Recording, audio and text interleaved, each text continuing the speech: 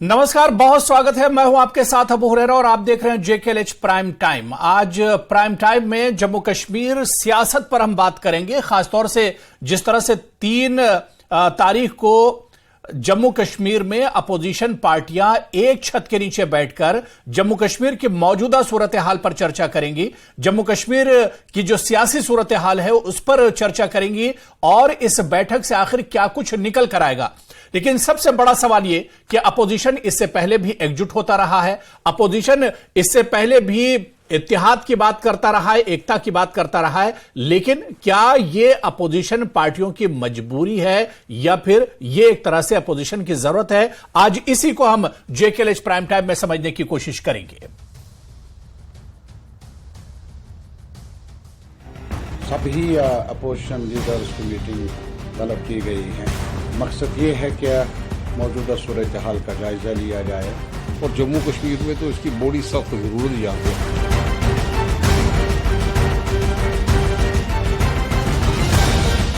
2014 में भी आप लोगों ने यही किया, 2019 में भी आप लोगों ने किया, तब भी आपको हार है।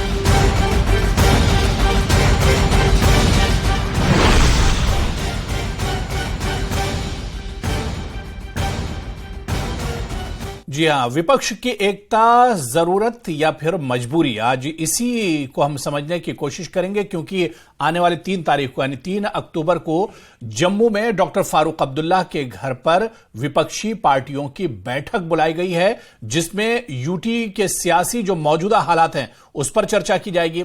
अभी जिस तरह से खबर गश्त कर रही है कि यूएलबी और पंचायत के जो चुनाव हैं वो शायद स्थगित कर दिए जाएं, आगे बढ़ा दिए जाएं, लोकसभा के चुनाव से पहले कोई दूसरे चुनाव यूटी में नहीं होंगे, तो ऐसे में सियासी पार्टियों के मन में आखिर क्या कुछ चल रहा है, इसी पर एक तरह से बातचीत अपोजिशन पार्टियां करेंगी। जम्मू कश्मीर में विपक्षी दलों ने विधानसभा, यूएलबी और पंचायत चुनाव कराने में देरी को लेकर बीजेपी और उसके नेतृत्व वाली केंद्र सरकार पर हमले तेज कर दिए हैं। आपको यह भी बताते चले कि आज एनसी उपाध्यक्ष उमर अब्दुल्ला, कांग्रेस लीडर रमन भल्ला, सीपीआईएम नेता मोहम्मद यूसुफ तारिगामी जैसे नेताओं ने बीजेपी पर निशाना साधते हुए आरोप लगाया है कि वो हारने के डर से चुनाव से भाग रही है। तो दूसरी तरफ बीजेपी ने भी विपक्षी दलों पर जवाबी हमला बोला है और 3 अक्टूबर को जम्मू में होने वाली विपक्ष की बैठक पर तंज कसा है और बीजेपी बार बार यह कह रही है कि ये जो गठबंधन है, ये जो विपक्षी दलों की जो एकता है, ये दरअसल मजबूरी है, ये इनकी जरूरत के हिसाब से है, वरना इन पार्टियों में कोई एकता की मजबूती नजर नहीं आती है। उमर अब्दुल्ला कभी अकेले दम पर चुनाव लड़ने की बात करते हैं, तो ऐसे में क्या पीडीपी, नेशनल कॉन्फ्रेंस या दूसरी जो पार्टियां हैं जम्मू कश्मीर की, वो एक छत के नीचे अगर बैठेंगी तो क्या इनके दल के साथ दिल भी मिलेंगे? यह सबसे बड़ा सवाल है और आज इसी को हम JKLH प्राइम टाइम में भी समझने की कोशिश करेंगे।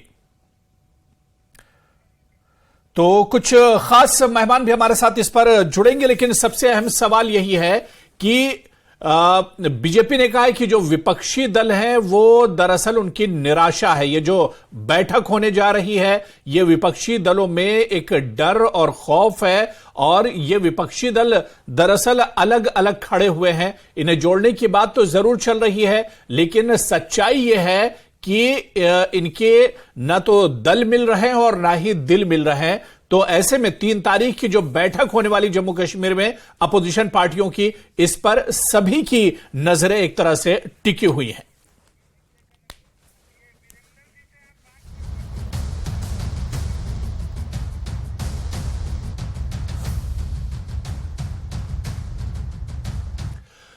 तो चलिए, आज इस इश्यू पर बहुत खास मेहमान मेरे साथ जुड़ रहे हैं JKLH प्राइम टाइम में। बहुत जल्दी अपने मेहमानों का आपसे इंट्रोडक्शन भी करा देता हूं, तारुफ करा देता हूं। मेरे साथ वैद महाजन है जो कि एक्स MLC हैं कांग्रेस से, हमारे साथ चर्चा में जुड़ रहे हैं। वरिंदर सिंह सोनू जी हैं, स्पोक्सपर्सन है पीडीपी के, वो भी इस चर्चा में जुड़ रहे हैं। और टीवी स्क्रीन पर हमारे चौधरी जुल्फिकार साहब हैं जो कि वाइस प्रेसिडेंट हैं जम्मू कश्मीर अपनी पार्टी से। और इनके अलावा मेरे साथ इस चर्चा में अभिजीत जसरोटिया, स्पोक्सपर्सन है बीजेपी के, वो भी हमारे साथ जुड़े हुए। सभी मेहमानों का बहुत स्वागत है JKLH प्राइम टाइम में। मैं सबसे पहले वैद महाजन जी आपसे शुरुआत करना चाहूंगा कि 3 तारीख को कहा जा रहा है कि आने वाली जो 3 तारीख है, 3 अक्टूबर को विपक्षी पार्टियों की बैठक होने जा रही है। बैठक का मुद्दा क्या होगा, किन इश्यूज को लेकर आप लोग एक छत के नीचे बैठने वाले हैं?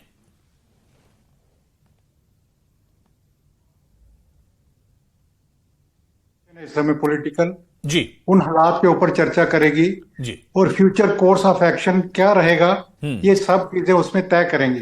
क्योंकि जो नजर आता है, जैसे सुनने में भी दिखाई दे रहा है कि पंचायतों की और लोकल बॉडीज के इलेक्शन पोस्टपोन किए जा रहे हैं, उसके रीजंस क्या हैं, ये जानने की हम कोशिश करेंगे। क्योंकि मासेस जो है वो इस समय परेशान है और डेमोक्रेसी जो है वो खतरे में है।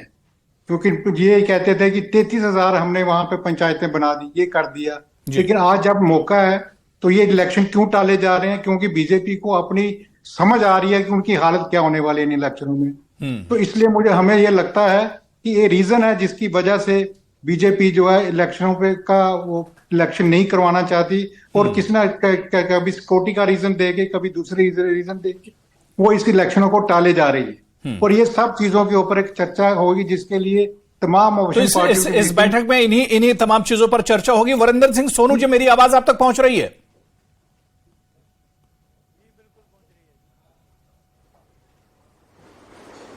जी आ रही है आवाज, मुझे आ रही है आपकी, मेरी आवाज पहुंच रही है? जी जी जी, मैं आपको सुन पा रहा हूं। वरिंदर सिंह सोनू जी, जिस तरह से वैद महाजन जी ने कहा कि यूटी के जो हालात हैं और खासतौर से पॉलिटिकल जो सिचुएशन है, उस पर 3 तारीख को जो अपोजिशन पार्टियों की बैठक हो रही है उस पर इसमें चर्चा की जाएगी। और यहां पर वैद महाजन जी ने एक चीज और जोड़ी कि बीजेपी डरी हुई है, इसी वजह से चुनाव नहीं करा रही है। तो क्या चुनाव कराना बीजेपी की जिम्मेदारी है इलेक्शन कमीशन की? देखिए, हम तो ये कहते हैं कि जिसकी जिम्मेवार क्या है, वो कहते हैं कि सरकार हमें हरी झंडी दे। तो सरकार कहती है कि बीजेपी सरकार में है, बीजेपी कहती है हम तैयार हैं। अगर बीजेपी तैयार है, कांग्रेस तैयार है, पीडीपी तैयार है, तो एनसी तैयार है, तो तैयार कौन नहीं है, हमें ये बता दीजिए जी। मैंने कल भी एक डिबेट पे कहा था कि अगर बीजेपी नहीं डर रही चुनाव से, तो हो सकता है इलेक्शन कमीशन डर रहा हो चुनाव से कि वो इलेक्शन हार ना जाए। भाई हमें बताइए, ये किस तरह का आप ये खेल जो है जम्मू कश्मीर में करवाना चाहते हैं? क्या आप समझते हैं कि हम जम्मू के लोग इतने बेवकूफ हैं कि हमें समझ नहीं आ रहा कि आप कर क्या रहे हो? दूसरी बात यह है कि जो अपोजिशन पार्टीज की मीटिंग वहां हो रही है, उसमें सारे मसले जो हैं विचारे जाएंगे। इलेक्शन भी एक बड़ा इशू है, लेकिन और बहुत सारे इशू हैं जो आज जम्मू कश्मीर के सामने हैं, जम्मू कश्मीर के लोगों के सामने हैं। चाहे हमारी जमीन की ओपन लूट की जा रही है, 5 मरले जमीन की पॉलिसी आपने बता दी, ये बनाया नहीं, आप देने किसको जा रहे हैं? आपका क्राइटेरिया क्या है? जम्मू शहर में अर्बन स्लम के लिए आपने 212 फ्लैट दिए हैं, उसमें से 70% आपने बाहर के लोगों को दे दिए हैं। हमें बताइए, हमारी तो लूट हो रही है।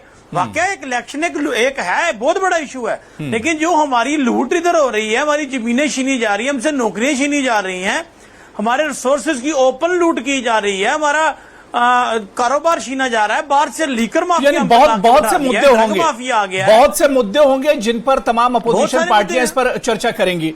मैं चौधरी जुल्फिकार साहब, क्योंकि अपनी पार्टी से आप आते हैं, क्या अल्ताफ बुखारी साहब या आपकी पार्टी के दूसरे जो लीडर हैं, अपोजिशन की जो मीटिंग होने जा रही जिसमें जम्मू कश्मीर की कई पार्टियां इसमें शामिल होंगी, तो क्या अपनी पार्टी भी इसमें शामिल होगी?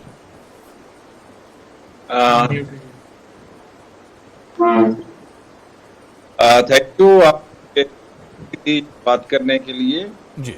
जहाँ तक आपके प्रश्न का तल्लक है, अभी तक हमारी पार्टी को कोई इन्विटेशन जो है वो अपोजिशन की तरफ से या ऑर्गेनाइजर्स की तरफ से हमें अभी तक कोई इनविटेशन जो है वो ऑफिशियली कम्युनिकेट जी। और एज एंड व्हेन जब भी अगर वो हमें इनवाइट करेंगे तो हमारी पार्टी की जो हाई कमांड है और जो पार्टी की एक कोर ग्रुप है वो इसको डिसाइड करेगा whether we have to participate in this meeting और नॉट। दूसरी बात रही जहां तक इलेक्शंस की करके, तो ये एक जम्मू कश्मीर के आम नागरिक का सवाल है। हर आदमी जम्मू कश्मीर का जो है वो चुनाव चाहता है, और अगर हम याद करें तो 2014 में जम्मू कश्मीर विधानसभा के चुनाव हुए थे, और 2014 से लेके आज तक 9 साल गुजरे।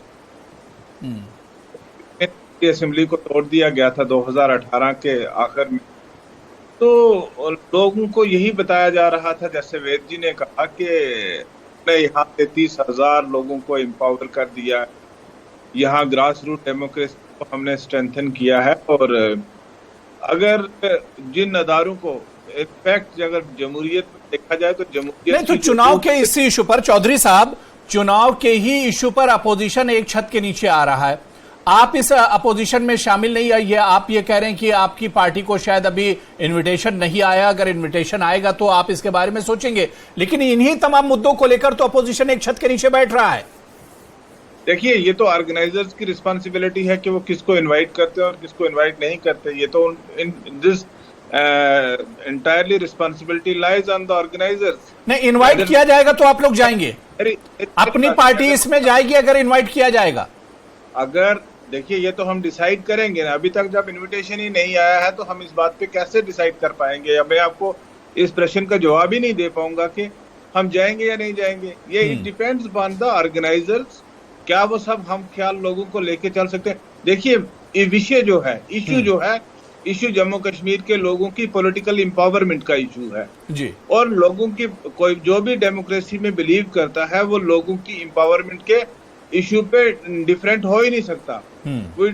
हमारी अपनी अपनी आइडियोलॉजी हो सकती है, हर पार्टी की अपनी आइडियोलॉजी हो सकती है, लेकिन हर पार्टी का एक बेसिक जो चीज है डेमोक्रेसी में, जो फेथ इन डेमोक्रेसी है, तो यहाँ लोगों के एम्पावरमेंट का मसला है। जहाँ लोगों के एम्पावरमेंट का मसला है तो we should not shy away to move separate direction. चलिए, ठीक है। अभिजीत जसरोटिया जी, मेरी आवाज आप तक पहुंच रही है?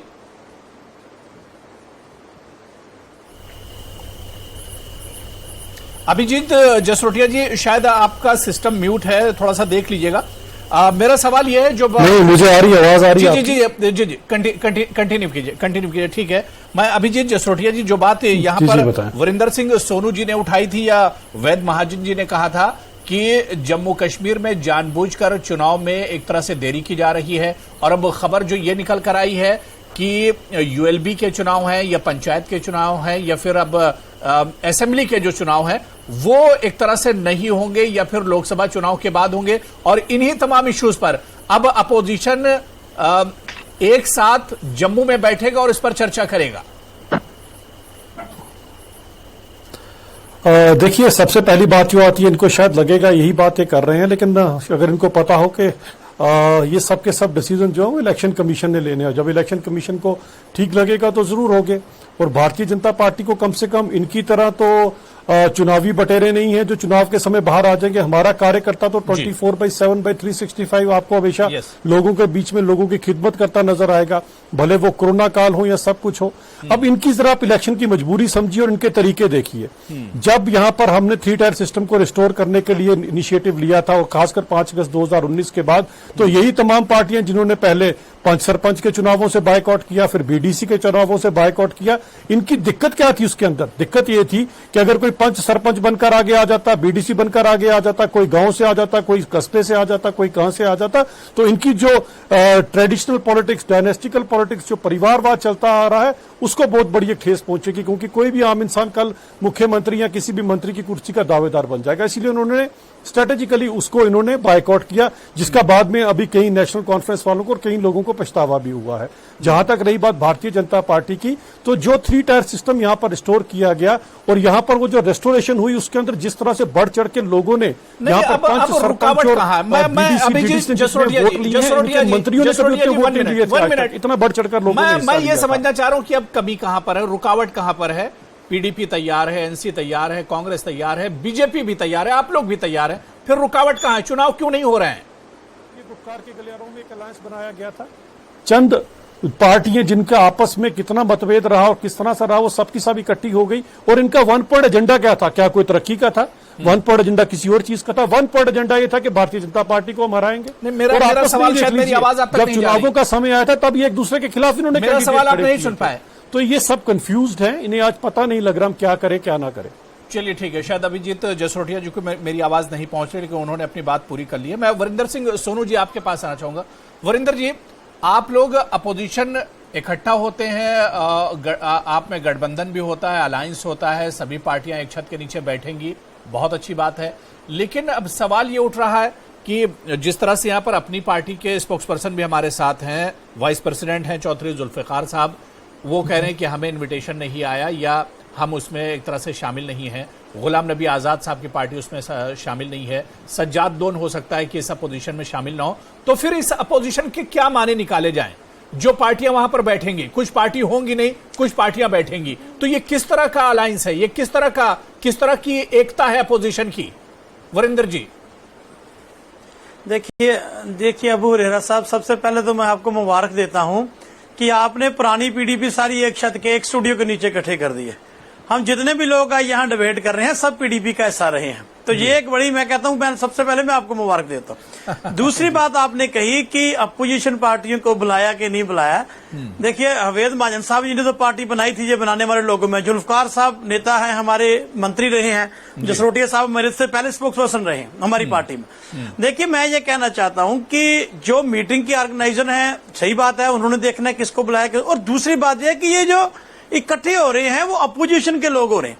और दूसरी बात कि जितनी भी अपोजिशन पार्टियां हैं, हमारा एक ही मकसद है। तो अपोजिशन में कश्मीर में लोग अल्ताफ बुखारी साहब भी हैं, गुलाम नबी आजाद साहब भी हैं, उसमें सज्जाद लोन भी अपोजिशन में, तो सभी पार्टियां। देखिए ऐसे मैं कहता हूं कि हमें लगा नहीं ना कि जिन्होंने ऑर्गेनाइज की होगी, या आज तक जम्मू कश्मीर के लोगों को लगता नहीं है ना कि 3 पार्टियां पोजीशन में हैं, क्योंकि ये तो हमेशा सेंटर की जो बीजेपी की पॉलिसियों की कहीं ना कहीं सराहना करती हैं।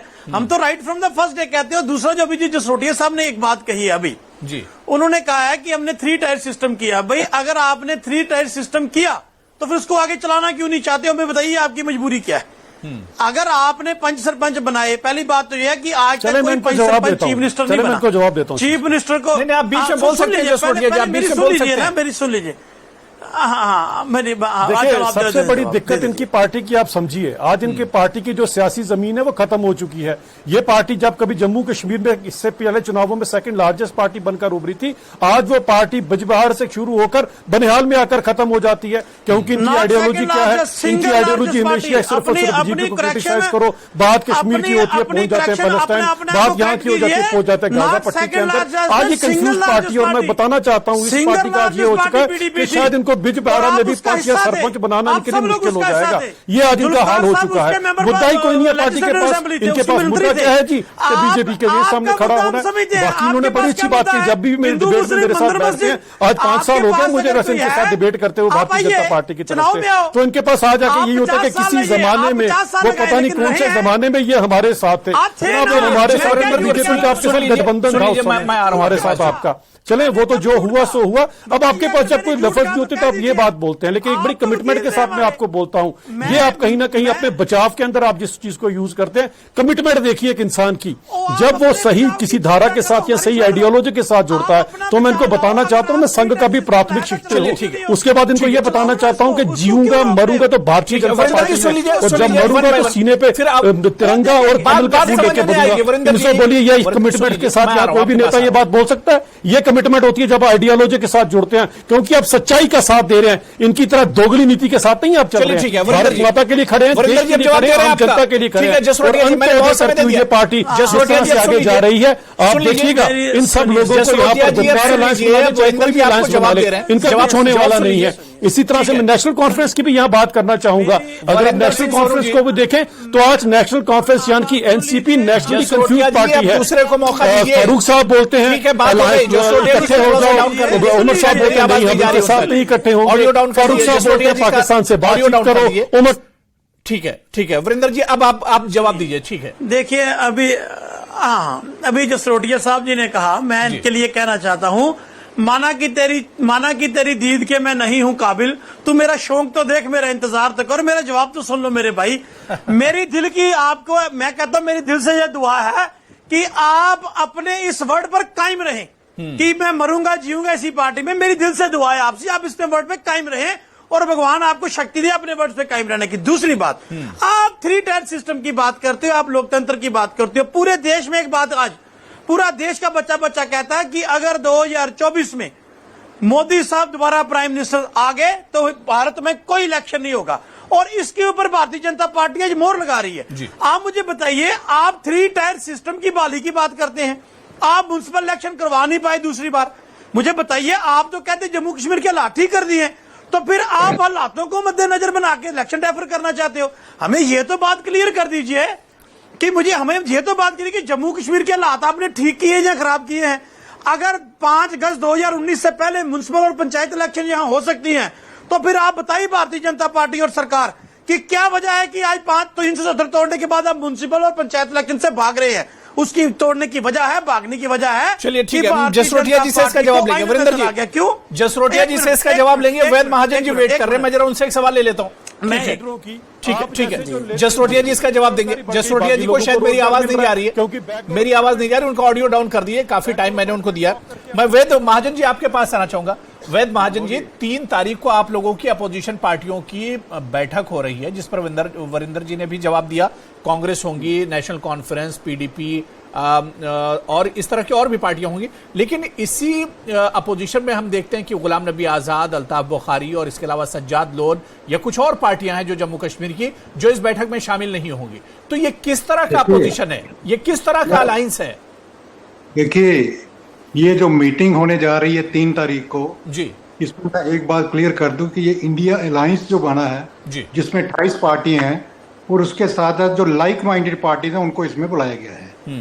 लेकिन वो पार्टियां जो बीजेपी की बी और सी टीमें हैं उनको इस पार्टी में इस मीटिंग में नहीं बुलाया गया। दुनिया समझती है कि बीजेपी की चौधरी जुल्फिकार साहब मुस्कुरा रहे हैं, चौधरी जुल्फिकार साहब मुस्कुरा रहे हैं जी। नहीं, वो मुस्कुराएं जो मर्जी करें, लेकिन दुनिया आज की डेट में सब समझती जी, सबको समझ आता है कि कौन पार्टी किसके साथ जुड़ी हुई है, कौन आदमी किसके पास नहीं जुड़ी हुई, ये सब चीजें समझ में आती हैं। तो दूसरी बात मैं यही कहना चाहता हूं कि देखिए, डेमोक्रेसी 2014 में इलेक्शन हुए, उसके बाद आज तक इलेक्शन नहीं हो रही, जबकि इलेक्शन ड्यू है असेंबली के। चलिए, चौधरी जुल्फिकार साहब जल्दी से जवाब दीजिए। वैद महाजन जी जो कह रहे हैं, जो है वो खतरे लाइक माइंडेड, बीजेपी माइंडेड बता रहे हैं अपनी पार्टी को। देखिए, मैं भी उस सरकार में शामिल था और वेद महाजन साहब भी एमएलसी थे और हम बीजेपी के साथ अलायंस में थे, सरकार में थे जी। तो उस वक्त ये भी लाइक माइंडेड ही थे और सब लाइक माइंडेड ही थे। मैं यहाँ तो बात नहीं करना चाहता हूँ, क्योंकि यहाँ जो पार्टियां कल इकट्ठी हो रही हैं, जो पार्टियां कहती हैं, मैं अब इश्यू को डिविएट कर दिया है वर्चुअली जी। जो लोग यहाँ पे मीटिंग करने जा रहे हैं वो कभी न कभी किसी न किसी मौके पे वो भारतीय जनता पार्टी का हिस्सा रह चुके हैं, भारतीय जनता पार्टी की सरकारों में शामिल रह चुके हैं। और ये कहना गलत होगा, क्योंकि यहाँ जो भी जम्मू कश्मीर में पार्टी होगी, जिसको जम्मू कश्मीर लोगों के हितों की बात करनी होगी, उसको मरकजी सरकार के साथ मिलके चलना होगा। हमारी नीति गालियां देख के सियासत करना नहीं है, हमारी नीति हम ख्याल तरीके से बात करके मरकज के साथ। कल जसरोटिया जी, मेरी आवाज आ रही है? एक लास्ट कमेंट आपसे लूंगा चलते चलते। मेरी आवाज आ रही है जी?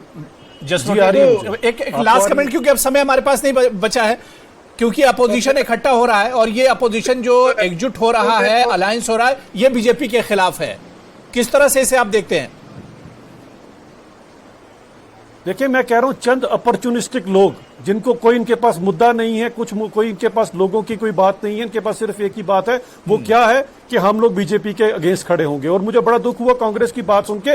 इनको 2016 के बाद जो चुनाव हुआ, उनको चुनाव ही नहीं लगते हैं। इनको पंच सरपंच के चुनाव नहीं लगते, इनको बीडीसी डीडीसी के चुनाव नहीं लगते। ये इनके लिए चुनाव वही है जो गांधी परिवार के लिए चुनाव होगा और पीडीपी के लिए जो मुफ्ती परिवार के लिए होगा और जो अब्दुल्ला परिवार के लिए चुनाव होगा, उसको ये चुनाव समझते हैं। जो आम लोगों का 3 टायर सिस्टम का चुनाव हुआ है, उसको ये चुनाव नहीं सकते। दुर्भाग्य देखिए, संघ परिवार का नाम नहीं लेते हो हम उनके खिलाफ। ठीक है, देखिए समय नहीं बचा है, बड़ी अच्छी बातचीत हो रही थी। ठीक है, समय नहीं बचा है। वैद महाजन जी, अब समय मेरे पास नहीं बचा है, बहुत माजरत। बड़ी अच्छी बातचीत हो रही थी, लेकिन अब देखना यह अहम होगा कि 3 तारीख को विपक्ष एक छत के नीचे बैठेगा, क्या कुछ एजेंडा और किन मुद्दों पर इसमें बातचीत होती है और क्या कुछ इस मीटिंग से निकल कर आता है, ये देखना भी बहुत अहम होगा। बहुत बहुत शुक्रिया मेरे साथ जुड़ने के लिए वैद महाजन जी, वरिंदर सिंह सोनू जी, चौधरी जुल्फिकार और अभिजीत जसरोटिया जी, सभी का बहुत बहुत शुक्रिया। तो जेकेएल इस प्राइम टाइम में अभी फिलहाल इतना ही। नमस्कार।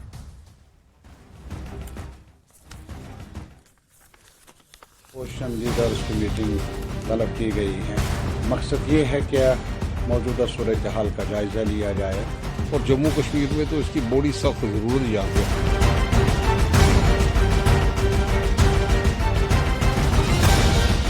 2014 में भी आप लोगों ने यही किया, 2019 में भी आप लोगों ने किया, तब भी आपको हार है।